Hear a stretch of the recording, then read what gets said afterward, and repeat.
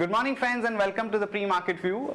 US markets were mixed. Dow was flat and Nasdaq was down almost about 0.93%. In fact, there were sharp cuts across the social media stocks. So Facebook, Twitter and few others were down anywhere from 3 to 5%.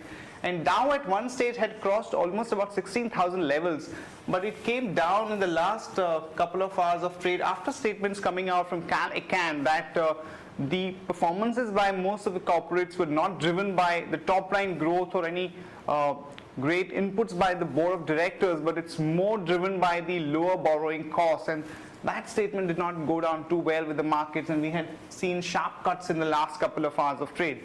European markets, however, were pretty strong, and they were up anywhere from about 0.4 to almost about 0.7%. In fact, the trade surplus data that came out from Eurozone also was quite positive. And when we look at the Asian markets today morning, most of the markets are mixed. Nikkei is down almost about 0.7% as some of the data points which have come out have not been great, and Hang Seng is up almost about 0.5%. And when we look at the SGX Nifty, it is suggesting that we are going to open up about 12 to 14 points down after a smart rally for the last about 2 days where we have recovered almost about 180 to 200 points. In yesterday's market, the main driver was the banking names like Axis Bank and HDFC Bank. Also auto names were smart movers. So Mahindra, Tata Motors, both were very strong. Even Maruti had a good uptake, and also we had seen good amount of buying interest in Tech Mahindra and Wipro. But it was not a broad-based rally. There was selective buying, and which is also reflected in the way the flows have panned out. FIs were net buyers in the cash market to the tune of 1160 crore. The domestic institutions were sellers to the tune of almost about 640 odd crore, and in the index futures we've seen buying by the FIs to the tune of about 360 crore. On that note, let me invite Sadhna to take us through important F&O cues and ideas that we could have from the F&O side. Good morning friends, let's have a view on derivatives. Yesterday Nifty rose by 70 points, more than 70 points during the opening bell, and broad-based rally across the sectors supported the Nifty to continue its upward journey and cross the level of 6,200. In yesterday's rise, we have seen that long positions were built up by market participants as around 1.31 lakh shares were added in open interest, and the cost of carry also increased by 17%. On the options front, we have seen that put option has added around 22 lakh shares in open interest, whereas call option has added around 12 lakh shares in open interest, due to which PCR has increased from 0.95 to 1.01, which is clearly visible in the options activity. As we see, 6,000 put option stands with highest number of shares in open interest, followed by 6,100, then 6,200, and on higher side, call option 6,400 stands with highest number of shares in open interest, followed by 6,300 and 6,500. So yesterday we have seen markets cross the level of 6,200. We may see 6,300 would be important level to watch for. Overall, our bias for the market is positive, and we may see extension of the market momentum may continue in the market. From intraday perspective, one can go long on Cromdon Greaves with a stop loss of 107.30. Thank you. Here are the important news and events that we are tracking today. First of all, PTC came out with a good set of numbers, and their numbers were much ahead of the expectations on better margins. Also, we have seen that some part of the SEB's loans have actually been recovered, particularly the one which is coming out from Tamil Nadu. They have recovered almost about 70 to 80% of the total amount of 1,000 crore, and they expect that in the next few months the balance amount would also be recovered. So there seems to be some improvement in the core fundamentals of PTC. The stock is available at a good valuation. So we think that overall bias is positive. One can accumulate the stock for about 1 to 2 years kind of a perspective. Jet Airways board will be meeting on Wednesday to finalize the preferential allotment of almost about 24% equity to Etihad Airways, and this would also be combined with the fact that Naresh Goyal has sold almost about 7.89% of the stake in Jet Airways, which was held through Tailwinds, which is a promoter entity of Jet Airways, for about 211 crore. Also, Power Grid Corporation has filed documents for follow-on offering equivalent of about 17% of the equity. So a bit of a negative news for Power Grid. IOC, again, the road shows will pick up in Hong Kong and Singapore. So government is looking at doing a divestment in IOC to the tune of about 10% stake. So this again is a bit of a negative, because we've seen that whenever the follow-on offer is announced, the price tends to correct. So one can expect some more weakness in IOC stock.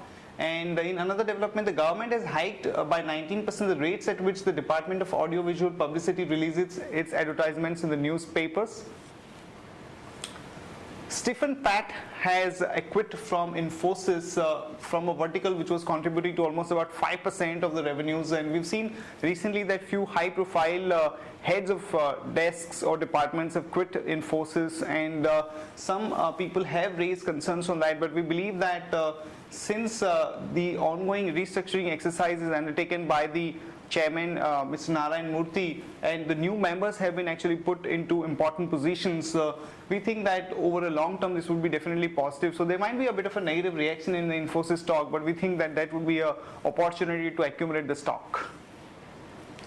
Ipca Laboratories has taken a stake in a small pharma company called Evic Pharma, almost 50% stake, and this would be a very small amount, 6.5451 crore. So one can go long on Ipca with a stop loss of 672 and a target of about 707 to about 720.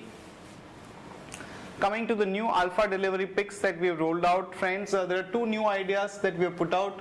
First stock is Ranbaxy. The price is currently about 432 rupees, and we are looking at a target price of about 550 over the next about 6 to 12 months time. And as you know, friends, Ranbaxy is the largest pharma company in India with a presence in the global markets, and almost about 80% of the revenues are derived from the international markets. And the main story is that some of the negatives that we have seen on two fronts. One is that there have been issues with respect to the import alert from the US FDA, whereby the company was not able to sell the drugs in the US markets, which is coming out from Mohali plant, which was actually under the import alert. And the other problem was with respect to the forex loss. We think that both these issues have been known and to a great extent discounted in the price.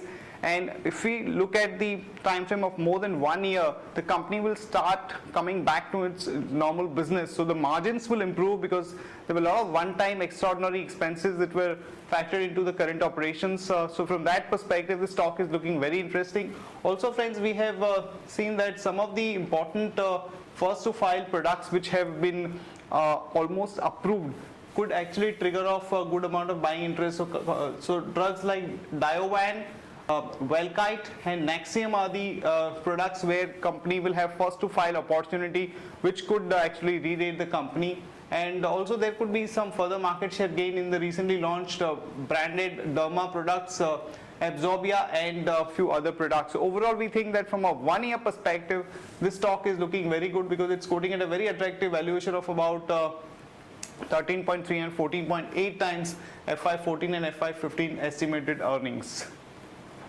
If you look at the chart of Ranbaxy, it had seen a sharp correction, and after the quarterly numbers that they reported last quarter, we have seen some spike in the stock, and we think that this upward move is likely to continue. The other stock that we have put out is IDFC Limited. We had put out a buy on this stock few days before, and we had exited also successfully with a 10% kind of a gain, and now that the stock has corrected, we have put out a buy at 107 rupees. We are looking at a target of about 125 odd rupees in the next about 3 to 6 months time. And key trigger is that the operating performance for Q2 was a little better than market expectations, and we think that the other important trigger is going to be the fact that the banking license, which is likely to be announced somewhere in January, this would be a very strong contender for getting the banking license, and that could bring about a re-rating for the stock, because their cost of funding will come down by almost about 1 to 1.5%. Also, it will have a great amount of penetration across the nation in terms of the deposit franchise, and their ability to actually crack important deals is extremely good. So on the back of these facts and the fact that they have been able to handle the slowdown pretty well, if you look at their net NPL, it is pretty low at about 0.32 odd%, which is quite comforting. So we think that one can look at accumulating IDFC from an investment perspective. It is currently quoting at a valuation of almost about 1 time price to book FY14. So we think that the stock can easily give about 25 to 30% kind of appreciation in the next 3 to 6 months time. If you look at the stock, it's taking a support at this rising channel, and again it has corrected to about 105, 106 level, which is a very good support. So one can accumulate the stock. That's it from all of us, friends. Have a great trading session. See you tomorrow at the same time.